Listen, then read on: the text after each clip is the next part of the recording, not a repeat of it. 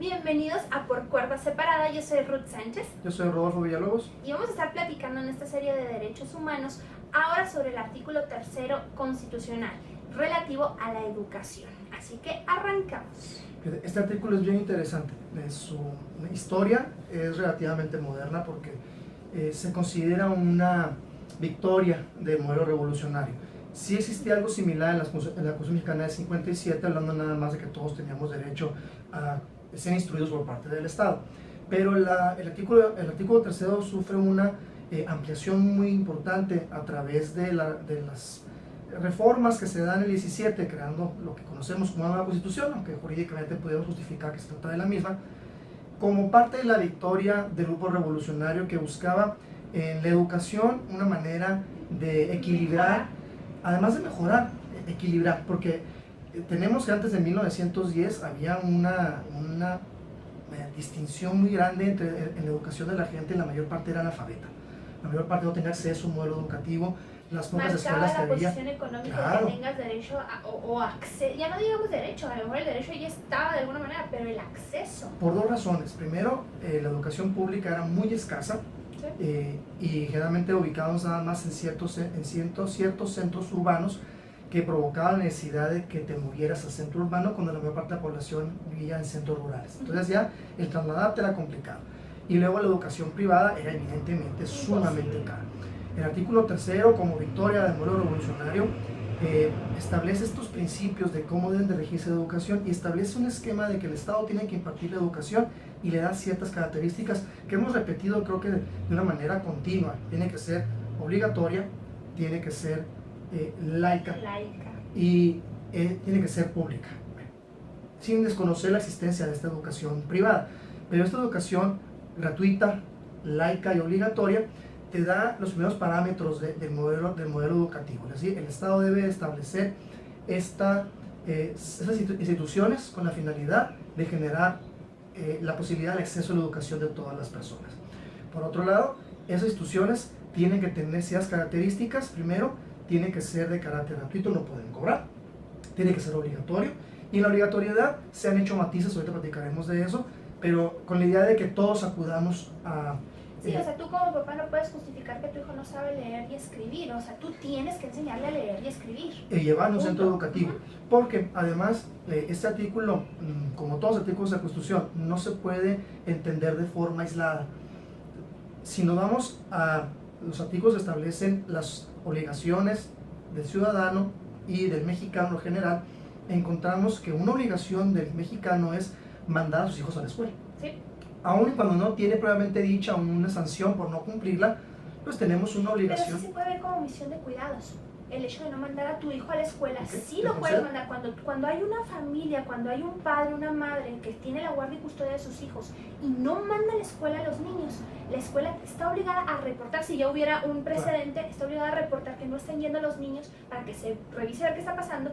Y la familia, nos han tocado incluso casos de abuelos que dicen, no están llevando a mis nietos a la escuela, y se mete un procedimiento, incluso pueden quitarle a los niños porque no los está educando. Entonces sí cae en un delito que es omisión de cuidados. Pues bien, tienes esta obligación, y qué bueno que puntualizas que la sanción, que si bien no es constitucional, desde el punto de vista de que no está en la Constitución, aquí quiero entender que no es que sea inconstitucional, es que no está en la Constitución, efectivamente sí genera un efecto a ese incumplimiento de esta obligación de carácter, ¿no? Así que civil, siendo desde el punto de vista de la obligación del ciudadano mandar a sus hijos a la escuela. Pero ese artículo 3 ha sufrido muchísimas modificaciones con el paso del tiempo, porque hay que ir adecuando las necesidades sociales, hacia la educación. Y esto en base a lo que comentaba, si mal no recuerdo, era José Vasconcelos, de una frase que establecía cuál era el fin de la educación pública, que es reproducir al ciudadano que el Estado necesita.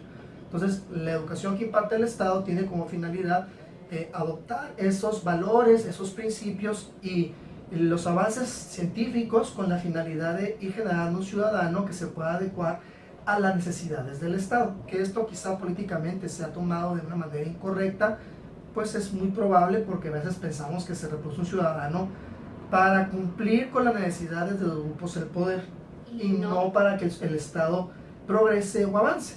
Eso sería muy discutible. Yo soy de la idea de que efectivamente el Estado ha usado de su poder a través de las camarillas políticas para reproducir un ciudadano que tenga ciertas características que favorezcan a un ambiente político o a una ideología partidista en particular y no buscando realmente el desarrollo del ciudadano.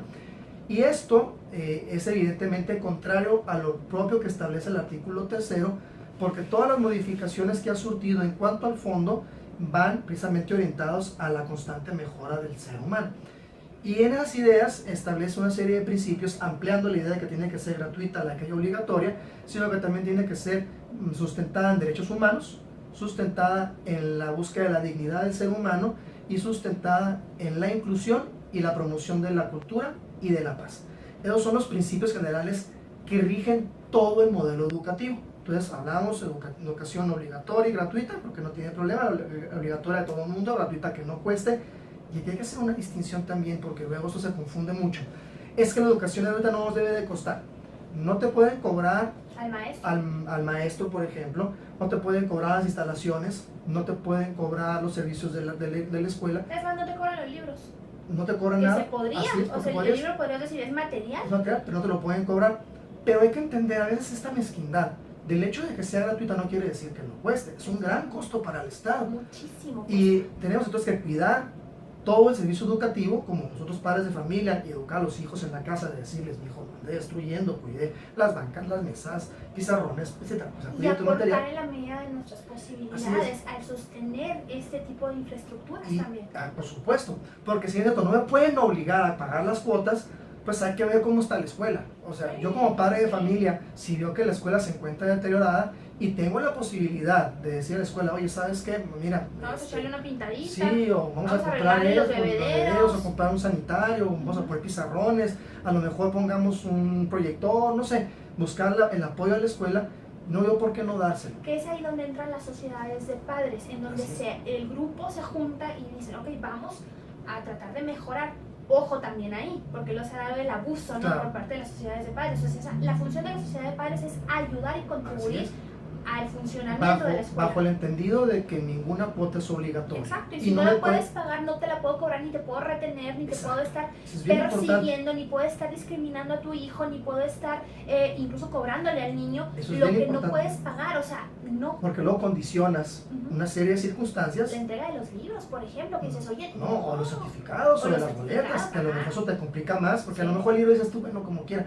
Pero no todo es certificado. Niño, claro. Y el detenerle su desarrollo al niño. Pero también el problema de que no todo es certificado, y entonces, ¿cómo lo vuelvo a escribir? Aparte. Entonces, no lo puedes hacer porque tiene este carácter de ser gratuita. Pero hay que entender, hay una educación pública y una educación privada. En la privada, esas reglas no aplican, porque las reglas son para la educación que imparte el Estado, entendida que lo hace el Estado dentro de su función como órgano de autoridad. Aquí tenemos que ser bien puntuales, porque con esto han dicho, y he escuchado, inclusive los universitarios dicen, entonces la universidad tiene que dejar de cobrar. No. La universidad, si bien es cierto, es un órgano del Estado, no es educación que imparte el Estado, se imparte por un órgano autónomo y se regula de una manera separada. Aquí en Chihuahua, por ejemplo, tenemos dos universidades autónomas, la UACJ y la UACH. Ellas pueden seguir cobrando porque la idea de la gratuidad a ellas no se les aplica. ¿A quién se les aplica? A las universidades que son parte de la Secretaría de Educación y Cultura del Estado. Las tecnológicas como el UTECH y las universidades tecnológicas, todas están con UT en las diferentes ciudades del Estado. Esas sí son del Estado y por tanto esas no pueden cobrar. Pero las autónomas, que tienen autonomía por ley, se les otorgan facultades para actuar como órganos descentralizados del Estado. Aquí hay una institución, si descentralizados, autónomos, no puede ser autónomo porque la autonomía no viene de la Constitución, viene de una ley, pero son descentralizados y con una descentralización un poco más amplia que la misma teoría administrativa ha dicho en la mexicana, es una descentralización legal que casi es una autonomía con independencia. Es una serie de conceptos un poco más complejos, pero que le dan a la universidad una serie de facultades para actuar sin sujetarse a todo el marco que se crea para el resto de la educación estatal, porque en un marco constitucional les dice que ustedes se regulan o sea, actúan con otras circunstancias. Entonces la UACJ y la UACH no aplica esta idea de la gratuidad. Si quisieran dejar de cobrar, bueno, esa es decisión de la universidad, pero no los pueden... Eso es otra cuestión. Pero no los puedo obligar a no cobrar. Decir, es que dice que es gratuita. Sí, la que imparte el Estado. ¿Entra la universidad como parte de la educación obligatoria? Porque ahí está también. No, también. No Okay, entra eso es ahí. importante también señalar. La obligatoriedad de la educación, en nuestro modelo dice es la educación preescolar, la primaria, la secundaria, y luego establece la media superior, preparatoria, aunque la secundaria no es superior, la preparatoria solamente en los estados en los cuales haya la capacidad física y humana para otorgar una educación obligatoria y gratuita. En donde no, así pues no, ¿verdad? Sí. Pero no incluye la educación superior. Eso, por eso también las universidades del Estado, vamos a decirle, pues cobran. Así es. Porque aparte es un gasto que no puede es mucho, solo muy el elevado. Estado Se calcula que un alumno en un ciclo lectivo normal le cuesta a una universidad entre 35 y 45 mil pesos. Es el costo, un alumno. Y a nosotros nos cobran, decimos que está caro porque nos cobran 3.500, No, 3.600 creo que ya está pesos. como en 5. Pero aún así, ¿no? Yo cuando yo estudiaba eran 6.000 pesos, casi lo que se pagaba Sí. de semestre, Entonces, 5.000 y fracción. Entonces, sí hay que entender esto. Ahora, el artículo tercero, aparte de establecer esos principios generales, va contemplando una serie de figuras dirigidas a la educación como institución y a la educación como acto. Como institución, ahí tenemos las ideas de la reforma educativa, de la contrarreforma educativa y tantas reformas para efecto de profesionalizar la educación, mejorar la calidad a través de evaluaciones, luego quitamos evaluaciones y luego que siempre no son laborales, en fin, todo esto es la parte institucional. Para efecto de la serie que hemos hablado, son derechos humanos, esa parte realmente no la quiero tocar, porque es una cuestión de organización acerca de cómo hacer los exámenes para efecto de evaluar, los centros de evaluación, qué efectos tienen, la labor docente como una labor reconocida por parte del Estado como una de carácter esencial, pero creo que lo importante es que la educación, primero como derecho humano que tiene todo individuo a acceder a un sistema educativo, no nada más se queda en esa idea de que acceda al sistema educativo, sino que ese sistema educativo debe de darte una formación, decíamos en otro programa, ¿no? Una instrucción, porque esa es la finalidad de la educación formal, una instrucción con ciertas características. O sea, uno de los principios del modelo educativo, educación gratuita, obligatoria, laica, que busca la dignidad del ser humano, que tiene que ser inclusiva y que tiene el carácter de buscar la cultura, un modelo cultural y de paz y armonía. Estas reglas, la parte del laicismo no lo toco porque ya lo platicamos en otro programa acerca de que se trata aparentemente de la separación de la formación religiosa en la escuela, precisamente pero bajo el principio no, del Estado. Tiene que ver con todas las con ideas, todo tipo, todo lo que no tiene que ver con la ideológico. Es con todo tipo ideológico. ¿Y en qué sustentamos esto? Cuando vemos cuál es el contenido del artículo tercero, sobre todo cuando pasamos a sus primeras fracciones, es decir, cómo debe ser la educación, te dice que tiene que estar sustentada en el progreso científico. ¿Qué quiere decir? O sea, que no puedo educarte porque a mí se me ocurre o porque es que yo pienso. No, tiene que estar sustentada en el progreso científico. Entonces, si yo te voy a enseñar algo, esa enseñanza tiene que estar debidamente fundamentada en el avance de la ciencia, debe tener un respaldo científico, y hay que recordar que la ciencia creamos en ella o no. La ciencia es el mismo ejemplo que veíamos en el programa anterior, ¿no? O sea, si tú me dices que la Tierra es plana, yo no te puedo enseñar en una escuela, basado en los programas de lo que nos está pidiendo la misma Constitución, que la Tierra es plana. Yo tengo que enseñar que la Tierra, o yo no te puedo enseñar que el Sol gira alrededor de la Tierra, o sea, no, oye, pero tranquila, porque luego hay dolientes. No es científico. No es cierto. No es científico. Si no es científico, yo no te lo puedo enseñar por muy puta que seas, ¿no? O sea, yo no te lo puedo enseñar o decirte que hace 10.000 años en México había universidades cuando ni gente había, ¿verdad? Pero eso no es científico, eso no se puede enseñar. Yo tengo que basar mi educación en el progreso de la ciencia, recordando que la ciencia no depende de la creencia. El proceso científico tiene todo un proceso. Precisamente. O sea, tiene todo un andamiaje que te llega a concluir que eso es, o si no lo puedo demostrar plenamente, tengo elementos para decirte esto es lo más cercano a comprobarlo, y no dejarlo nada más así de, pues es que yo digo.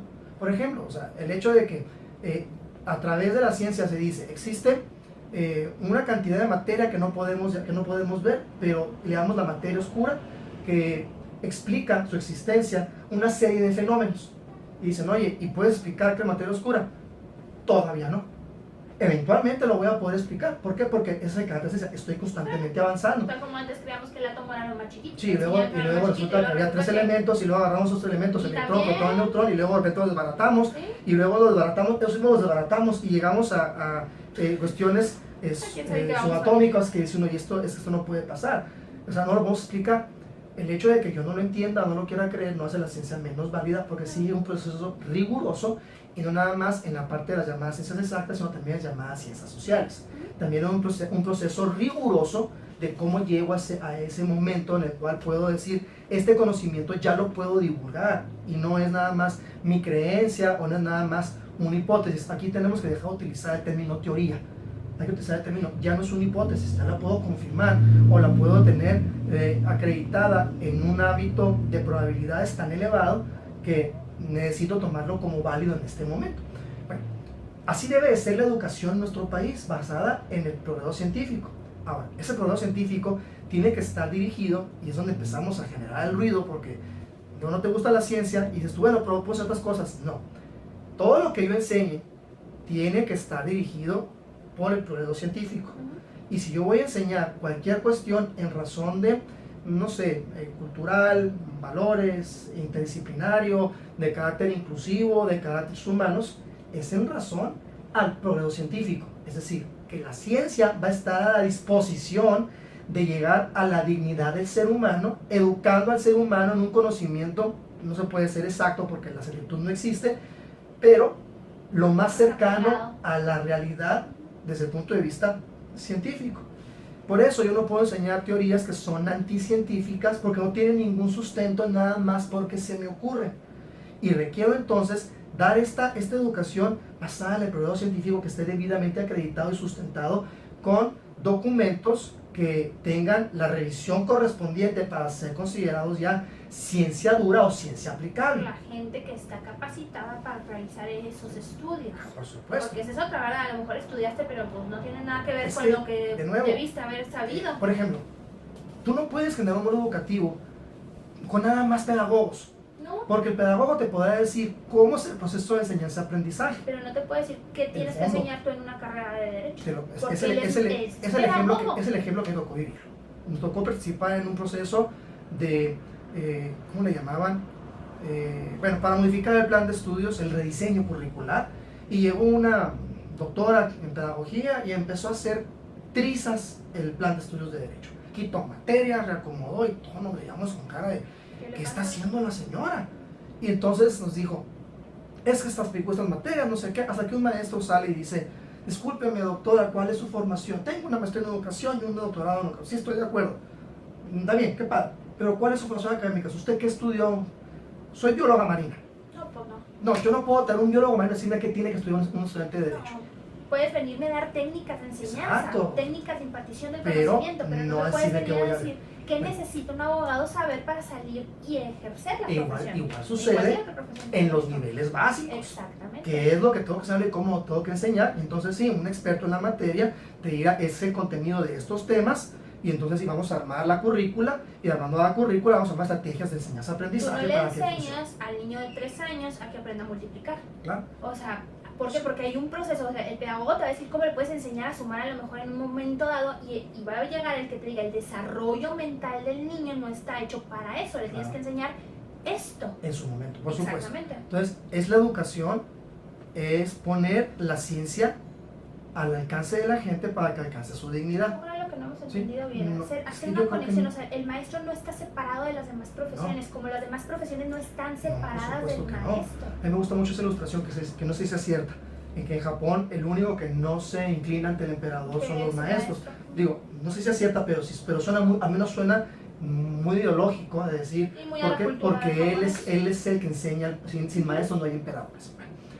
Ahora, esta educación, siguiendo los principios sobre todo de que sea inclusiva y tiene que estar en busca de derechos humanos y la cultura de la paz y la armonía social, no se desarrollan así nada más en lo general, que es el problema de leer los artículos de manera aislada o no leerlos completos. Exacto. De nuevo nos vamos hemos dicho el artículo tercero, sus fracciones, la fracción segunda y la fracción tercera. Son dos fracciones muy profundas porque contienen el ideal del mexicano. La fracción segunda dice que la educación deberá de ser, entre otras cosas, democrática. Y dice, y la democracia la entendemos, aparte de un sistema jurídico político, como una forma de vida en búsqueda de la constante mejoría de la calidad de vida de las personas. Entonces, primero, la educación tiene que buscar preparar a los individuos para que ellos solos puedan mejorar su calidad de vida y tengan una mejor calidad de vida. Y por eso los programas sociales como que te chocan, siempre es que los estás separando para que tiran y no para que caminen. Claro. Y luego la fracción tercera te dice, y deberá estar con la finalidad de buscar esta integración de carácter inclusive de derechos humanos, es decir, y tiene que ser no discriminatoria, Claro. tiene que estar basada en valores, Ojo con los valores. en el desarrollo de la familia. Cuidado. Entonces uno, a ver, espérame, entonces todo lo que estamos discutiendo acerca de las figuras que desde mi perspectiva, y creo que coincidimos, buscan, si no destruirla ahorita, amedrentarla para eventualmente dejarla de lado a la familia y buscar establecer cuestiones de antivalores, es evidente que violentan esos artículos, ese artículo constitucional. Ahora te dicen, no, es que hay que ver el interés superior menor. Nada más que el interés superior menor, no es cualquier cosa. Se ha definido por parte de tribunales locales e internacionales y está sujeto en derecho internacional, en el cual le dicen al niño hay que educarlo para que aprenda a convivir, no para que la inclusividad que se quiere manejar ahora, sobre todo con la discusión del famoso PIN parental, hay que decir que sí, por cierto. Sí, dicen, es que no va a ser una sociedad inclusiva. Es que el PIN parental no es para eso. No. Yo debo decirte a los niños, decirles, miren, esto es lo que hay.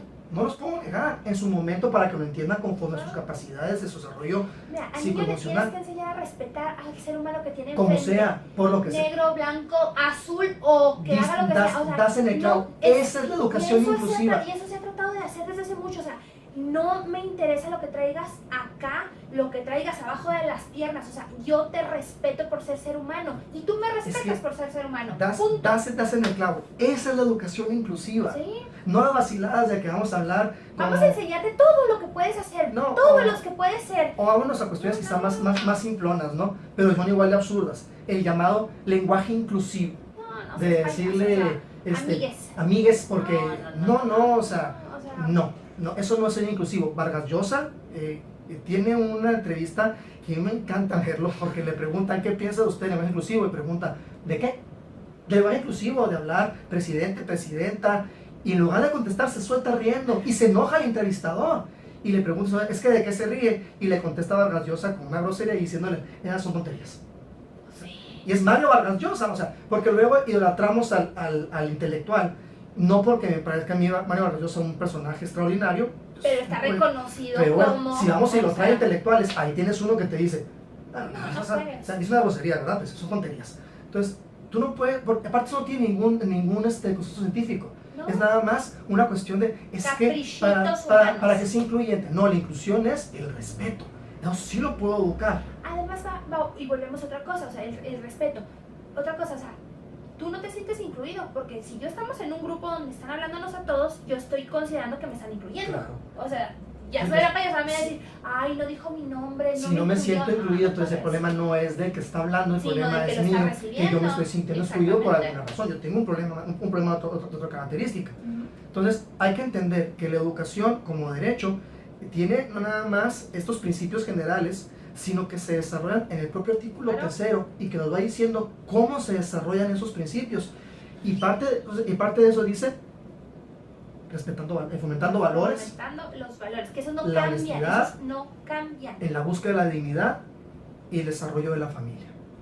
Entonces, a todo aquel que dice, es que ustedes los familiares, los que buscan familia son conservadores, ¿y por qué quieren meter su esquema familiar? Lo que pasa es que está en la Constitución que tenemos que cuidar a la familia. Porque si desbaratas la familia, desbaratas toda la estructura y de nuevo, social. Ahí está, es que está en la Constitución. Ley, respétala, así como lo dice, respeta mi dignidad, respeta lo que la Constitución te marca. Aquí, esto da herramientas para establecer cuál es el contenido de una educación. Tiene que estar basada en la ciencia. Y esa es la parte primordial, y que la educación tiene que fomentar con el uso de la ciencia el alcanzar el resto de los principios que permean a la educación. y con ello lograr el desarrollo del ser humano, porque esa es la finalidad de la educación, con el artículo 3º, el desarrollo del ser humano en dignidad, en honestidad, con valores y conforme a principios y no discriminatorio. Y no discriminar no significa aplaudirte lo que hagas o enseñar que tú puedes ser si quieres un perro. Eso no es la no discriminación.